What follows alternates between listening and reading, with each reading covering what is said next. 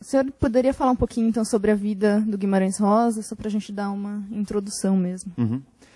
Bom, João Guimarães Rosa nasceu em 27 de junho de 1908, em Cordisburgo, pequena cidade em Minas Gerais, ao norte de Belo Horizonte, na entrada para o sertão.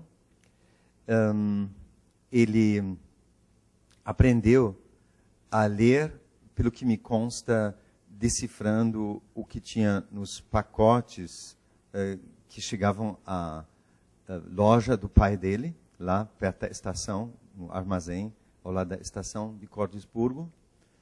E era um agudo observador das pessoas desde a infância. Ele realizou os estudos em Belo Horizonte, em medicina, e depois de formado, praticou por algum tempo a profissão de médico numa cidade no interior de Minas. Muito dessas experiências entraram na configuração de suas obras. Né? Continuou esse olhar clínico, a gente pode dizer, sobre o ser humano. E em meados dos anos 30, Guimarães Rosa optou por fazer concurso no Itamaraty. Portanto, optou pelo serviço diplomático, e a primeira missão no estrangeiro foi a Alemanha, a cidade de Hamburgo, para onde ele foi em 1938, um ano antes da eclosão da Segunda Guerra Mundial,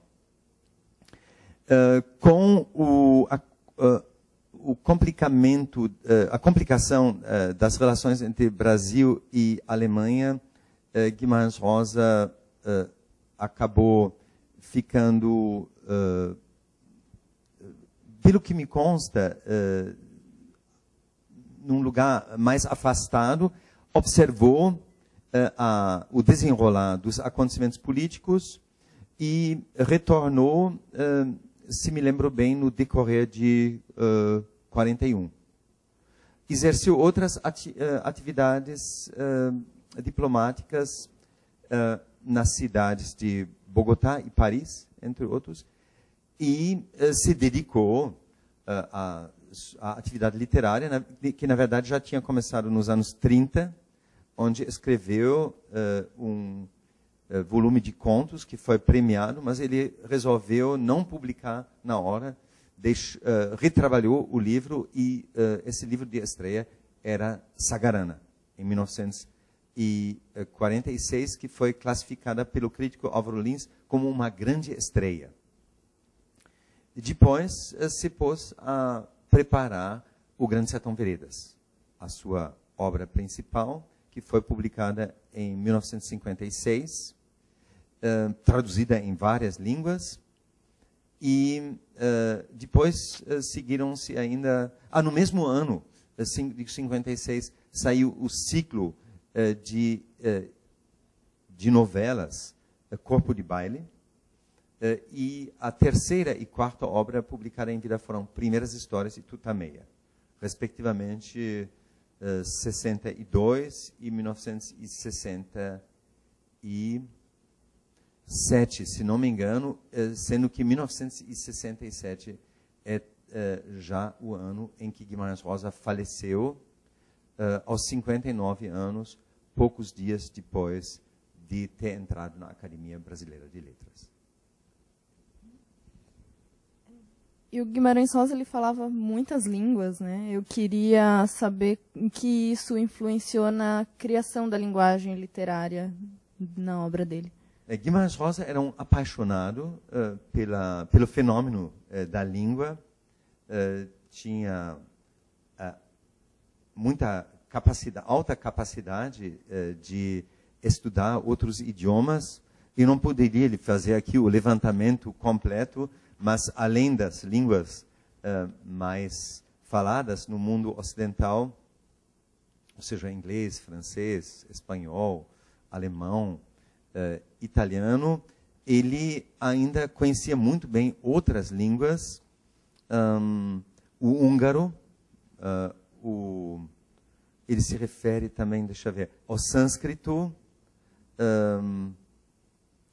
fala até, numa das declarações, na língua dos esquimós, fala no japonês. Então, era dentro do horizonte de centenas e milhares de línguas que existem, era fenomenal, na verdade, a abrangência do conhecimento de línguas que ele tinha, e com isso uma percepção profunda da gramática,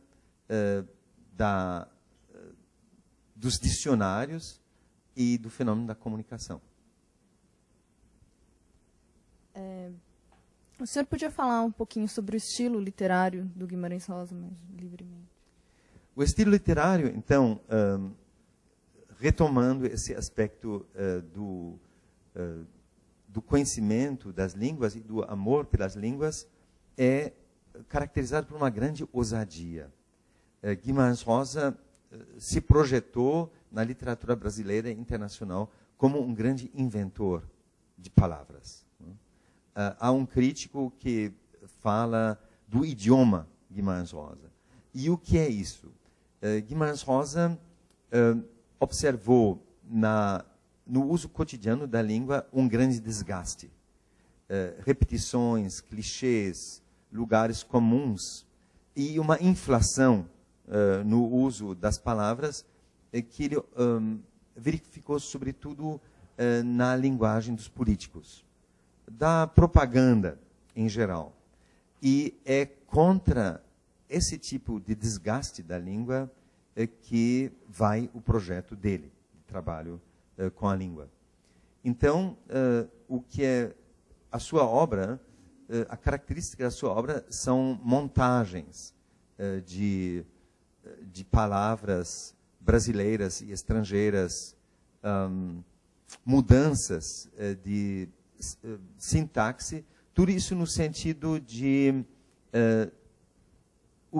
o leitor redescobrir a língua e vê-la como um mecanismo vivo. A gente pode dizer que este mecanismo de mudança que ocorre em todas as línguas, então a mudança do português arcaico para o português hoje em dia, essa mudança que ocorre ao longo de séculos, Guimarães Rosa a processa dentro de sua obra, né? Então, há uma aceleração do tempo e a gente percebe que a língua que parece um corpo estático é dinâmica e se move o tempo todo. E o senhor pode falar um pouquinho sobre o conteúdo das obras, quais são as principais temáticas abordadas pelo autor? Sim, em Sagarana nós temos uma descrição de pessoas do sertão e de sua cultura do cotidiano. Por exemplo, no conto A Hora e a Vez, de Augusto Matraga, né, que é o retrato de um homem violento. Ao mesmo tempo, é um retrato muito matizado, porque esse homem violento sofre um castigo e se transforma em contato com a religião. Naquele conto tem uma frase memorável, que não sei agora se ela está só no filme que foi feito por Roberto Santos ou se consta também da obra original. Eu acho que é só no filme, mas essa frase é notável. A gente não morre quando o diabo quer, mas quando Deus manda. Então, esse caracteriza um pouco o espírito. Num outro conto, ainda da obra de Estrela Sagarana, se encontra um trecho gravado num bambuzal, primeiro um poema convencional, um poema de amor, teus olhos tão lindos, etc. E, como desafio para esse poeta local, uma sequência de nomes de reis da Babilônia antiga. Assarhaddon, Assurbanipal, Nabucodonosor. Só esses nomes que, a meu ver, são um convite para o leitor se relembrar das origens da escrita, que se deu precisamente na Mesopotâmia, e esse tipo de rememoração é básica para o ofício do escritor. O segundo volume, Corpo de Baile, retoma a temática sertaneja. Aliás, todos os livros tratam de pessoas e do cotidiano do sertão. Eu relembraria, sobretudo, dois personagens. O chefe Ezequiel, no conto Noites do Sertão, que é capaz, durante as suas noites de insônia, de captar os mínimos barulhos, manifestações da natureza, como o voo da coruja, o movimento das folhas, das gramas, o serpentear das cobras. Tudo isso o chefe Ezequiel registra com a sua hipersensibilidade, e isso é uma espécie de um dos vários autorretratos do escritor João Guimarães Rosa. Há também uns contos sobre relações de amor, por exemplo, no conto A Festa de Manuelzão, em que uma mulher da Nhan conta a história dela, em que ela foi raptada no dia do casamento e quem ajudou a raptá-la não foi só o namorado dela, mas os ajudantes. E todos acabaram sendo perseguidos, houve mortos no meio. E aí os 4 homens ficaram vivendo com esta moça, e num dado momento eles disseram: bom, como é que fica então? Né? E aí então é ménage. Normalmente na cidade, na literatura urbana, nós conhecemos o ménage à trois, e lá é ménage à cinq. Né? Isso é descrito nessa história. Né? Poderíamos ainda falar do Cara de Bronze, que contém outro autorretrato de Guimarães Rosa. Bem, aí teria o Grande Sertão Veredas, que é... talvez eu fale dele no final. Só para a gente ver o conjunto dos contos, então. Primeiras histórias, na verdade, não são as primeiras histórias, são as terceiras, e ali tem um conto que eu acho que está muito além da crítica literária. Eu acho que é muito difícil analisar esta obra, esse conto de tão perfeito que ele é a história. Na verdade, a gente poderia, no fundo, só comentar este pequeno texto do Guimarães Rosa. É a história de um homem, um pai. A história é narrada pelo... o protagonista é o filho dele, e o conto começa: o nosso pai era cumpridor, ordeiro, positivo. E um dia, então, o pai se afasta da família e manda construir uma canoa. E no dia em que a canoa está pronta, ele se retira com ela para o rio. Em princípio, seria o rio central do sertão, o Rio São Francisco, e fica lá. E a família fica intrigada, a esposa esbraveja, mas não há o que fazer, chama as autoridades, não adianta. A família acaba, então, se mudando para longe, e só resta, então, o filho, narrador. E um dia, ele quer tomar o lugar do pai, e no último momento lhe dá o maior medo. Né? E então ele deseja que quando ele, no momento em que ele morrer, que ele seja colocado também numa canoa para ficar em meio ao rio e, de alguma maneira, se confunde, então, com o rio. Tudo isso é dito em palavras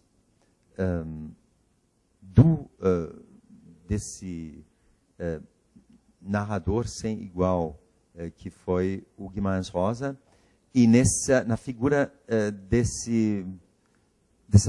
nessa superposição entre o menino e o rio, nós temos talvez mais um reflexo do narrador de Grande Sertão Veredas, o Rio Baldo.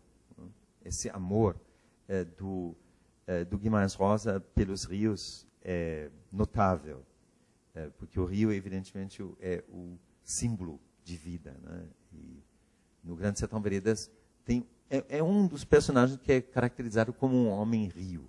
Esse homem chama-se Paspe, o homem-rio. E o último volume, então, publicado em vida, é Tutameia. Tutameia é coisa pequena, asas de borboleta, como diz o autor numa das definições. Talvez esse livro seja um pouco amaneirado, mas isso faz parte de Guimarães Rosa. Ele soube trabalhar no limite amaneirados, a gente, na verdade, pode chamar os muitos imitadores dele, que querem escrever como Guimarães Rosa. E lá também tem notáveis histórias, como a história de Rebimba, meu bom, o Rebimba o Bom, Antiperipleia, o Curta-mão, são outros cotidianos de pessoas do sertão.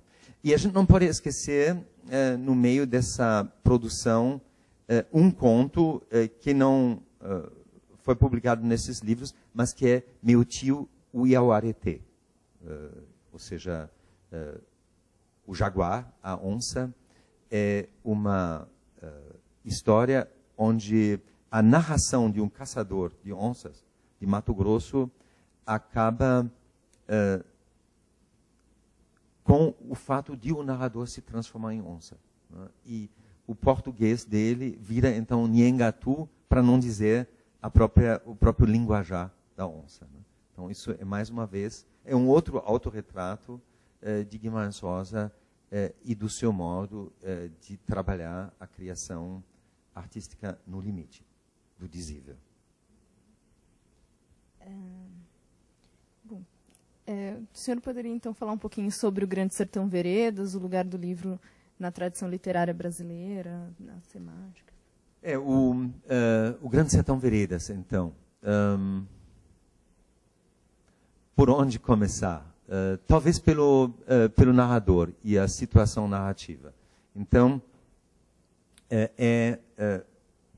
a história de vida narrada por Riobaldo, um velho fazendeiro que vive às margens do Rio São Francisco e que recebe um doutor da cidade, sendo que esse doutor da cidade nunca toma a palavra. Então, Riobaldo repassa a vida dele, a juventude, quando ele entrou num bando de jagunços e fez a experiência da jagunçagem e conheceu por dentro o mundo dos jagunços. Desta perspectiva, a gente poderia até resumir o livro em uma frase. A história de bandos de criminosos disputando o poder no Planalto Central do Brasil. Isso com a história se passando por volta de 1900. Então, este é o mergulho dentro das estruturas cotidianas e políticas, né? É a vida dos jagunços e a vida dos sertanejos. A motivação para Riobaldo entrar nesse meio é o amor que ele sente por um dos jagunços, o Reinaldo. Nesse jagunço Reinaldo, ele reencontra um jovem que ele tinha encontrado pela primeira vez quando ele tinha uns 13, 14 anos, num porto do Rio São Francisco, no momento em que o o rio chamado Rio de Janeiro entra no Rio de São Francisco. Então, ele reconhece no jagunço Reinaldo esse menino, e, na verdade, o Reinaldo lhe confessa um dia que ele deveria chamá-lo de Diadorim. Só que esse amor não se realiza, a dificuldade de realizá-lo é a proibição do amor de um homem por outro homem no meio de uma sociedade sertaneja machista. Né?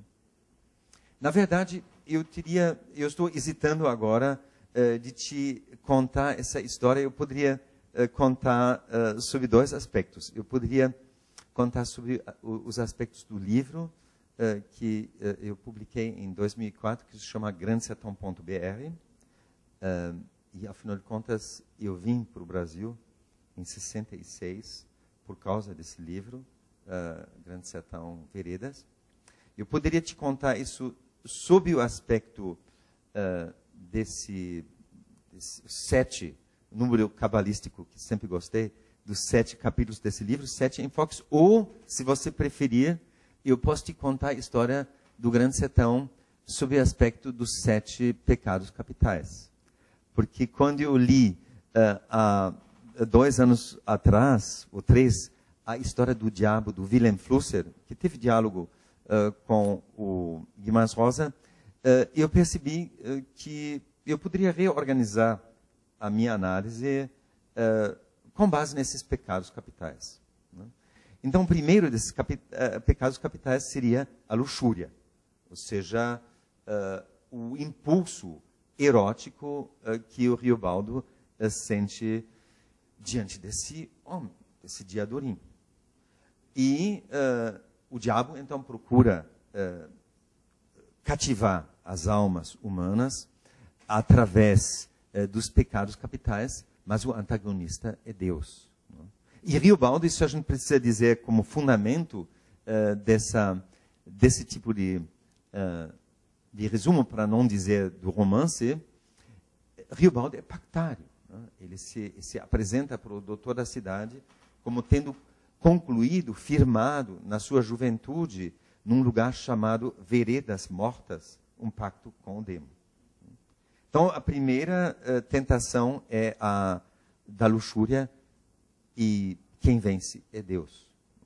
Quer dizer, Riobaldo em nenhum momento toca em Diadorim. E o sofrimento dele de não ter realizado esse amor, de não ter tido a coragem de amar, é tanto maior que ele descobre, no momento da morte de Diadorim, que se trata do corpo de uma bela moça.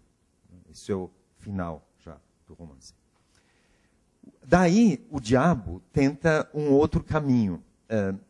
Existe um tipo de luxúria sublimada que é o amor à língua e ao povo. Então, foi nisso que Guimarães Rosa se engajou profundamente. Com este mergulho no mundo dos sertanejos e nessa experimentação de língua, renovar a língua, recriar a língua num ponto extremo. Aí a luxúria, na verdade, vai acionar os outros pecados capitais. Então, o segundo seria a ira. A ira é a vontade de ficar livre, livre de qualquer amarra. E é isso que é, em princípio, a vida dos jagunços. Que, em vez de serem contratados como mão de obra na agricultura para tomar conta do gado, eles, então, seguem um líder de armas na mão e, como diz o romance num determinado momento, quando se jornadeia de jagunço, não se liga tanto, não se percebe tanto as misérias, pobrezas e misérias do sertão. Guerra diverte, o demo acha. Então, aí a gente tem esse segundo pecado capital.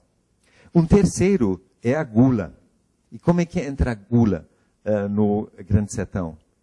O sertão me produz, depois me engoliu e me cuspiu do quente da boca, diz Riobaldo num dado momento. E a gente verifica que, na verdade, também o contrário, o inverso, é verdade, na medida em que Guimarães Rosa incorporou de maneira intensa o sertão real, a maioria das referências topográficas nós podemos verificar, e o transformou num imenso labirinto e numa imensa oficina de linguagem, uma fascinante oficina de linguagem. Então, e essa gula se serve, inclusive, Wilhelm Flusser chama a atenção para o uso de tecnologia por parte do diabo. Guimarães Rosa tem uma observação notável. Na verdade, é sobre a língua húngara, ele comentando uma antologia do conto húngaro, editada pelo seu amigo Paulo Ronay, mas ele fala do Grande Sertão, porque essa declaração que eu estou lembrando agora, Guimarães Rosa deu 2 meses depois de ter publicado o Grande Sertão. Ele fala de uma língua in opere, em constante movimento, como um mecanismo que aceita, fabuloso mecanismo que aceita quaisquer aperfeiçoamentos, como o painel de uma mesa telefônica, para milhares de engates ad libitum. Ou seja, este escritor trabalha com uma metáfora tecnológica que nos lembra, inclusive, os primeiros computadores, onde você tem que ocupavam enormes gabinetes e onde você fazia, no primeiro momento, esses engates ainda manualmente. E a estrutura do Grande Sertão Veredas é uma escrita espacializada, disjuntiva, como a gente poderia dizer com os teóricos da antiguidade, ou então, com a teoria da nossa era da informática, é um hipertexto. Você é uma obra essencialmente fragmentária que convida o leitor a montar os fragmentos da história do Brasil que se encontram em toda a parte, da primeira até a última página, nessa obra de mais de 500 páginas. E aí você tem um diálogo intertextual com os sertões do Euclides da Cunha. Eu considero o Grande Sertão Veredas, esta é a minha tese, como uma reescrita crítica dos sertões. E você me perguntou sobre o lugar, né, da obra no conjunto da literatura brasileira. Então, é um diálogo também com Casa Grande e Senzala, do Gilberto Freire, com Raízes do Brasil, do Sérgio Bach de Holanda, e também com formação do Brasil contemporânea, notadamente do Caio Prado Júnior, notadamente com a representação que ele faz do banditismo. Guimarães Rosa é muito mais radical. Mas só isso nos ocuparia muito tempo, mas eu quero continuar com os pecados capitais. Então, aí como quarto e quinto pecado capital, depois da luxúria, da ira e da gula, nós teríamos a inveja e a avareza. Inveja. Guimarães Rosa justamente disputou o seu lugar na literatura brasileira com outros autores, notadamente com Euclides da Cunha, a quem eu me referi há pouco. E a gente tem que imaginar o desafio, ou pode imaginar, o desafio que se colocou para Guimarães Rosa da seguinte maneira: como escrever uma obra sobre o Brasil, um retrato do Brasil, com o sertão como alegoria do Brasil, se esse retrato já existia magistralmente na forma dos sertões, do Euclides. Qualquer outro escritor teria desistido. Não Guimarães Rosa. Guimarães Rosa releu minuciosamente os sertões. Eu estudei o exemplar na biblioteca que a gente tem aqui no Instituto de Estudos Brasileiros, o exemplar dos sertões, da biblioteca do Guimarães Rosa, e é realmente notável como ele lê. Ele lê de uma maneira que a gente pode dizer um esquecimento ativo. Ou seja, ele não se deixa cativar, com talvez exceção de uma passagem, por aquilo que todos marcam no livro do Euclides, aquelas frases de maior efeito, né, como o sertanejo é um forte, etc. Ele marca coisas de passagem que parecem sem importância. Palavras como tirante, esse incidente de grifa, tirante. Né? E o curioso é se você junta essas 60 marcas, você tem um retrato perfeito dos sertões. Né? Pela ótica de um leitor mestre. Né? Então, Guimarães Rosa reescreveu os sertões sob todos os aspectos. Né? Revisão em todos os detalhes. Mas vamos prosseguir nos nossos pecados, na lista dos pecados, no roteiro dos pecados capitais. Então, isso era a avareza. Agora, a disputa, o espírito de concorrência, que se manifesta também na inveja. Não, desculpe, nós estávamos falando nesse ponto, nesse primeiro momento, da inveja. Quer dizer, a concorrência, a relação de concorrência de Guimarães Rosa com relação aos outros grandes retratos do Brasil, notadamente os sertões. Agora, a avareza.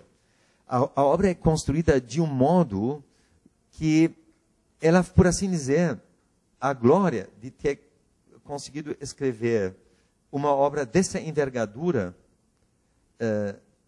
ter publicado essa obra em 56, ela não foi mais atingida por nenhum outro escritor brasileiro nestes mais de 50 anos que já se passaram. E isso por quê? Nós temos epígonos de Guimarães Rosa, muitos, mas nós não temos sucessores. Né? Nós não temos um outro autor que tenha produzido uma obra de igual qualidade. Então, isso poderia ilustrar o aspecto da avareza. Agora, o que faltam? Faltam só 2 pecados capitais. Falta deixa eu ver. A última já está clara para mim, tentando me lembrar da penúltima. A última é sim, claro. O penúltimo pecado capital é a soberba. A soberba que fica muito clara em 2 trechos de Guimarães Rosa. Eu quero tudo. Quero o linguajar de Minas Gerais, o esquimó, o tártaro. Quero a língua que se fala antes de Babel. Isso Guimarães Rosa escreve a uma estudiosa da obra dele, Mary Lou Daniel, em 1964. E ao crítico Günther Lorenz, ele declara que, na verdade, ele confessa que o que ele fez na obra dele foi uma blasfêmia. Ou seja, de rivalizar com Deus na criação, como criador. Então, quem faz isso, quem se entrete a fazer tais coisas, não é um pactário. Não? Só que aqueles que querem construir ou simpatizam com a Torre de Babel, basta reler o Gênesis, né? Deus castigou com a confusão de línguas. Então, em vez da comunicação universal, nós temos o castigo. Vocês não se entenderão uns com os outros. Né?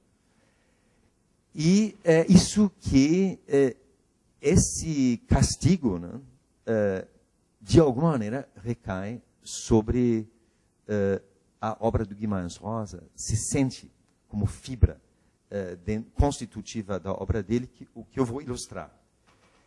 A falta de comunicação. Né?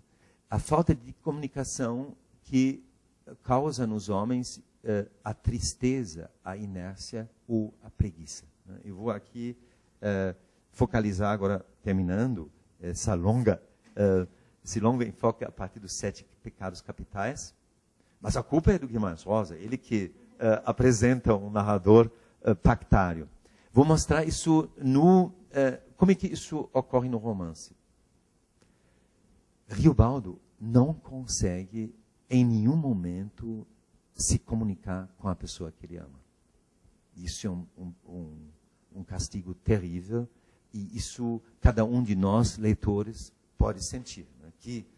Que castigo maior você pode não desejar do que este de você não poder se comunicar com a pessoa que você ama.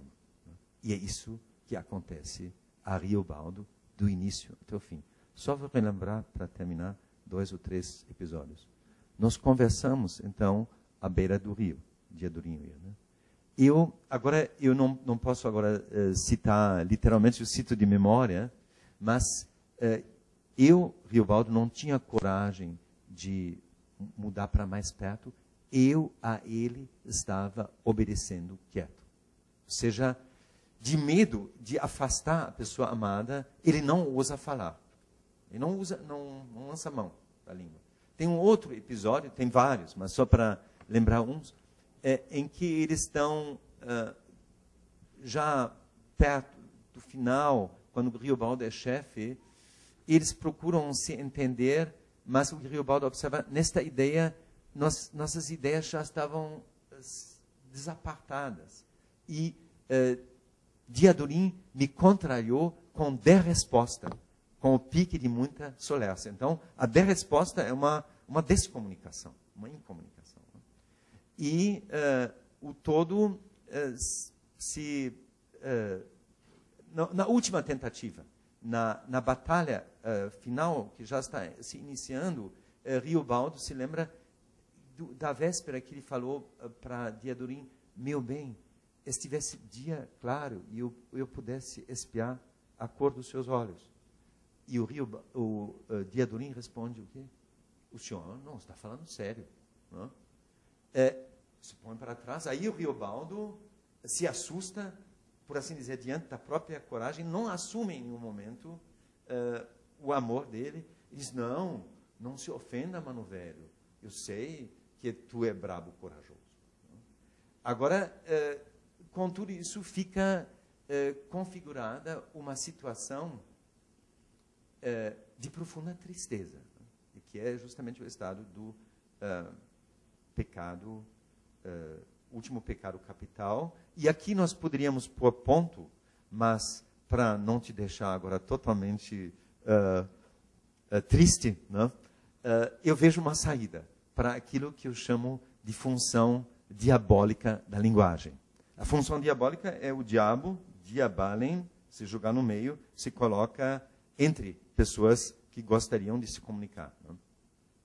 O Guimarães Rosa construiu a obra também ironicamente. Essa situação de um letrado ouvir um sertanejo pacientemente ao longo de um espaço que corresponde a 500 páginas não existe no Brasil real. Né? Nós temos um problema muito sério de comunicação entre as pessoas que usam da norma culta e a fala do povo. E é isso que Guimarães Rosa tematiza, e é em cima disso, como uma espécie de resgate e de projeto utópico, ele constrói ou propõe os elementos para a construção de uma nova língua. E aí, concluindo, eu diria que esta seria a possível passagem de superar a função diabólica da língua, no aspecto entre indivíduos, mas também num aspecto coletivo, por uma função luciférica, que não é exatamente a mesma coisa, porque Lúcifer é o anjo, que era anjo, Lúcifer, o anjo que carrega e que espalha, difunde, reparte a luz. Eu resumiria assim a utopia inerente à obra de Guimarães Rosa. Bom, com um tema tão local, eu queria saber como é que o Guimarães Rosa consegue tornar a obra universal, mesmo tratando de um tema tão local como a história de um jagunço. Como é que ele consegue universalizar a obra? Sim. Guimarães Rosa teve este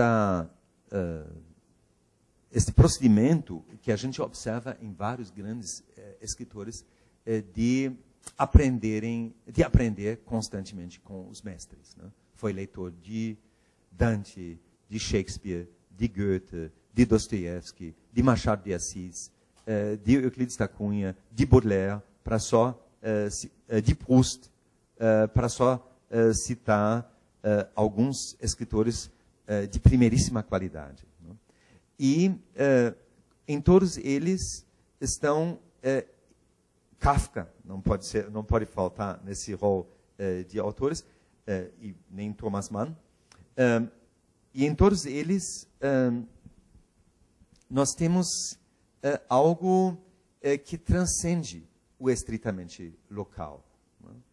Então, Guimarães Rosa descreve a região na qual ele nasceu, que ele conheceu como menino e para a qual ele voltou ainda em posteriores viagens de pesquisa e em constante correspondência com o pai dele, em conversas com os sertanejos, no convívio com o português falado ao vivo no sertão, mas ele teve também, na organização do registro estético desse material, os parâmetros da alta literatura universal. Né?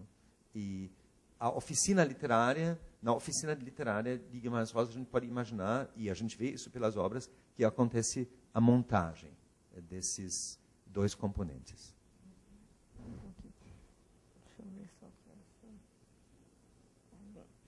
E eu queria saber quem é hoje o público leitor do Guimarães Rosa, que sempre teve essa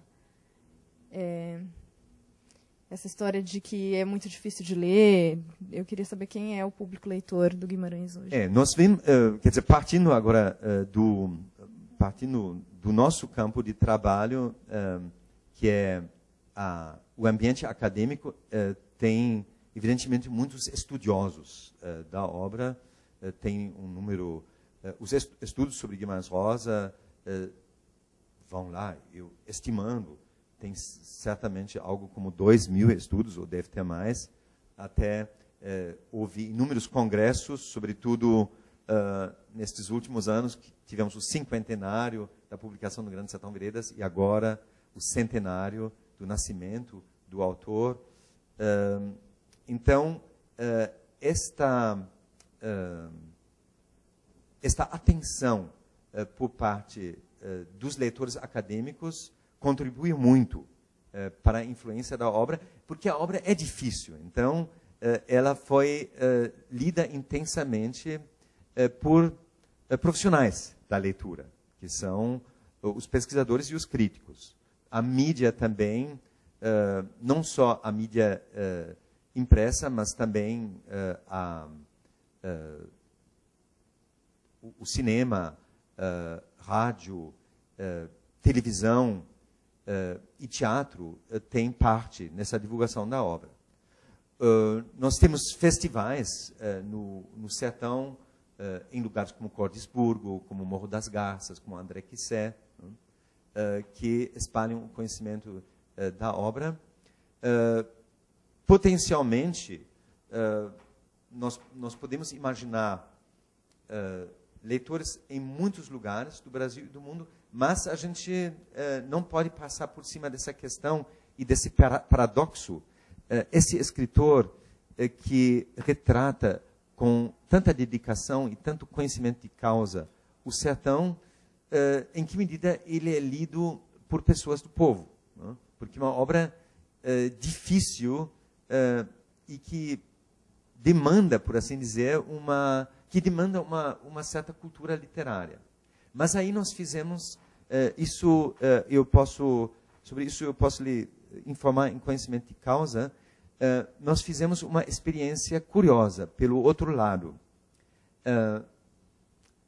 Pelas circunstâncias, no final de 2003, se formou aqui na nossa Faculdade de Letras da USP um grupo de alunos com os quais eu comecei a ler, a fazer uma leitura dramática de um episódio do Grande Sertão Veredas. Os jagunços, um bando de jagunços, sob a chefia do capataz Hermógenes, chega à fazenda do latifundiário Seu Abão. E tem também o Riobaldo, narrador protagonista no meio. São uns 16 jagunços. Então, o que nós fizemos?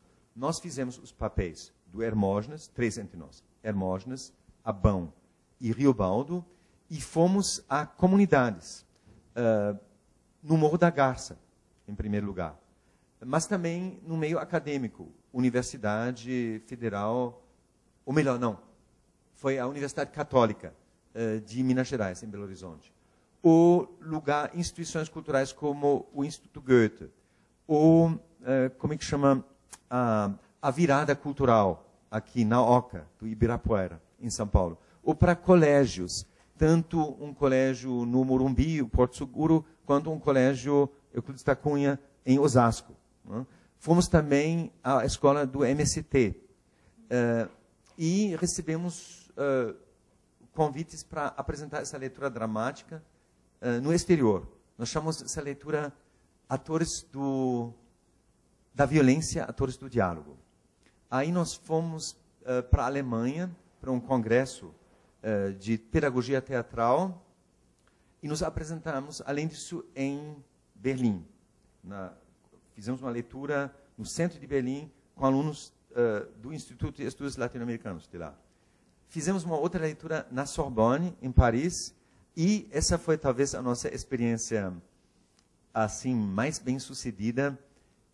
Foi na periferia de Paris, em novembro de 2005, 2 ou 3 meses depois de terem sido incendiados lá centenas de carros. Né?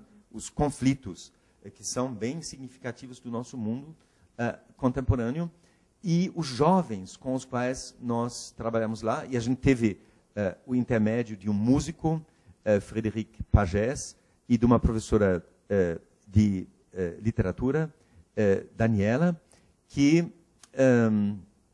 eles então intermediaram, e esses jovens nos disseram que eles se sentiam como jagunços na periferia da Cidade Luz. Né? E numa entrevista que eu dei para a rádio em Paris, o repórter observou uma coisa semelhante, que ele sentiu que esse grupo que veio do Brasil falar do sertão, né, e da violência, conseguiu dialogar com esses jovens da periferia. Então, isso retoma a tua pergunta da mistura do elemento local e do elemento universal. Isso foi, por assim dizer, a prova dos 9. E, deixa eu ver se tinha... e da questão da dificuldade da obra de Guimarães Rosa, porque em todos esses lugares as pessoas nos disseram, bom, mas não é tão difícil assim. Nós começamos a entender Guimarães Rosa e a gente se anima de dar prosseguimento à leitura. Então, se tem algum recado a ser dado, né? Nós temos aí o recado do Morro do Guimarães Rosa, mas o recado dessa nossa turnê, né, de leitura dramática seria esta, de... dá para entender, não precisa ter medo do Grande Sertão Veredas e da obra do Guimarães Rosa em geral. Ela é perfeitamente entendível. E com isso, eu gostaria de dizer, gostaria de acrescentar algo que aprendi lendo, aos meus 22 anos, quando eu li a primeira vez o Grande Sertão Veredas, inclusive à luz do Dr. Faustus, do Thomas Mann. Né? Num dado momento, o narrador disse o seguinte: não se assustar com o incompreensível, o difícil, o obscuro, mas a natureza da aprendizagem consiste de a gente aprender por cima de grandes espaços de incompreensão. Bom, para finalizar, então, eu gostaria que o senhor falasse um pouquinho sobre o trabalho que o senhor desenvolveu, seus estudos sobre a obra do Guimarães. Sim, se já não, digamos, cansei você com essas explanações, quer dizer, eu cheguei aqui, retomando o primeiro momento magnífico, no primeiro dia, eu falei com o próprio João Guimarães Rosa. E tomei o meu primeiro cafezinho no Brasil com ele. A gente conversava meio em alemão, o idioma que ele propôs, meio na língua desta terra. Bom, aí fui para o sertão, desci o Rio São Francisco, ainda aos meus 22 anos, pela primeira vez, em todo o trecho navegável, de Pirapora até Juazeiro. Pirapora, e passando, então, pelo sertão de Cordisburgo, né, de La Sance e da Serra do Cabral. Esses lugares, como diz o Riobaldo, estão sempre aí para o senhor, ou a senhora, no caso, conferir. Aí, fiz a tese, o professor Antônio Augusto Soares Amora, que deu, então, um curso sobre Grande Sertão Veredas em Berlim, na minha cidade, universidade de origem, despertou em mim, né, juntamente, lógico, com o Grande Sertão Veredas, o desejo de vir para cá. Amora me aconselhou que eu trabalhasse sobre Diadorim, imagine.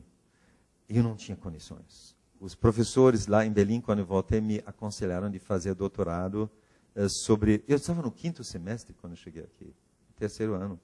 Então, me aconselharam de trabalhar sobre os contos. Então, fiz o doutorado sobre os contos, publiquei a tese em 73, 74, com o título Fórmula e Fábula.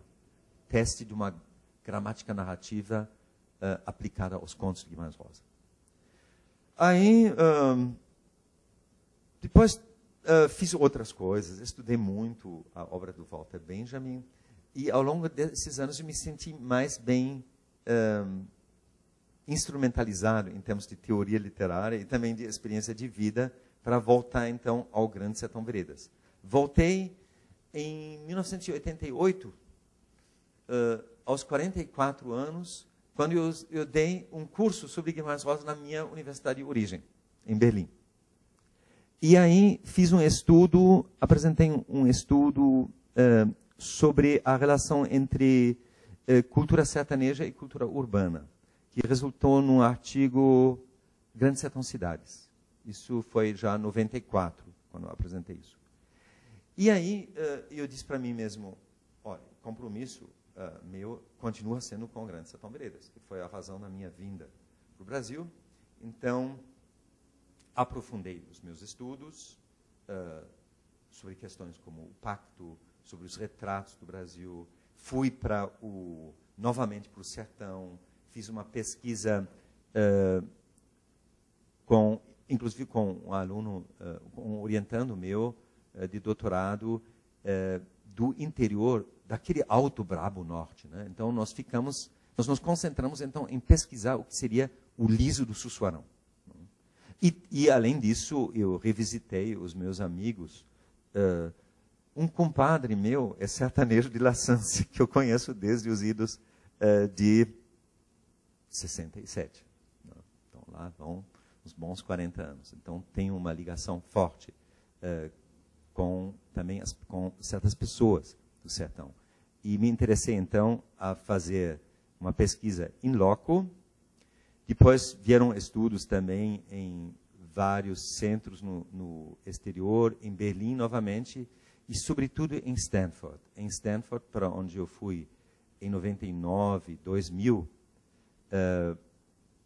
com bolsa da FAPESP, eu consegui escrever o boneco do meu livro, grandesertão.br. E naquele ambiente de Silicon Valley, isso era propício para eu redescobrir ou ver o Grande Sertão Veredas como um hipertexto, né? E esse título, grandesertão.br, que significa, na verdade, Grande Sertão, Brasil, é um código para dizer que o romance é uma montagem única de todos os discursos relevantes sobre este país chamado Brasil. É um retrato do Brasil. E é isso que eu tentei expressar no meu livro. E de lá para cá, eu tenho feito, sobretudo, 3 tipos de trabalho. Tentar ver, em síntese, o que é a história do Riobaldo, que é uma história de amor, mas vinculada, e um romance de formação, enriquecendo-se de todos esses elementos que a gente falou. Outro modo de narrar a mesma história é pela perspectiva dos 7 pecados capitais, como relatei, e uma experiência muito gratificante, porque envolveu também um trabalho com os alunos, direto, um trabalho de teatro. Eu gosto muito desse meio do teatro, e com o público é a leitura dramática, diálogos, ou melhor, atores da violência, atores do diálogo, e sobre isso que eu vou falar no próximo evento sobre Guimarães Rosa, que vai ser no fim deste ano, tanto na cidade de Berlim quanto na cidade de Paris. Então, professor, muito obrigada. Muito obrigado também pela sua grande paciência.